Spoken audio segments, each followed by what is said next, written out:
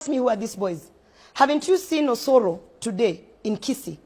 Chest thumping. Na wacha niongee kwa lugha ya Kiswahili kwa sababu ameongea kwa lugha ya Kiswahili kule.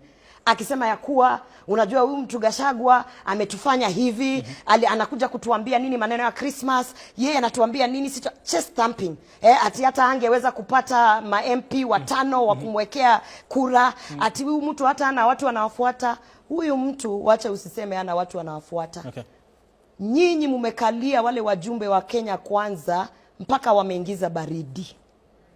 Wamenyamaza ma wameweka kichwa chini kwa sababu hawataki vita, kwa sababu wale wajumbe wanasimamia constituency zao, na saa hizi si wakati wa kupigana na nyinyi. Wale wajumbe wakiamka kwa mlango, watu wamepanga line hivi wanataka kusaidika kwa sababu SHA haifanyi kazi, wako na maharambe. Wale wajumbe wanataka vita. Na kuambia hivi, Osoro amesimama Kisii akasema sisi tuko sawa, tuko imara, amejipiga kifua. Hiyo ndio kifua Osoro na hao vijana walipiga.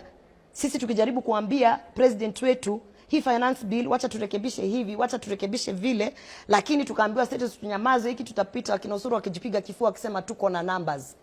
Na nakwambia ile siku Gen Z walifika bunge, mimi nilikuwa mjamzito. Ile siku walifika, hao vijana wote wako na bunduki. Okay. Waliweza kujikinga na mabunduki zao. Wakatuacha sisi pale tuanze kuambia Wakenya nini inafanyika.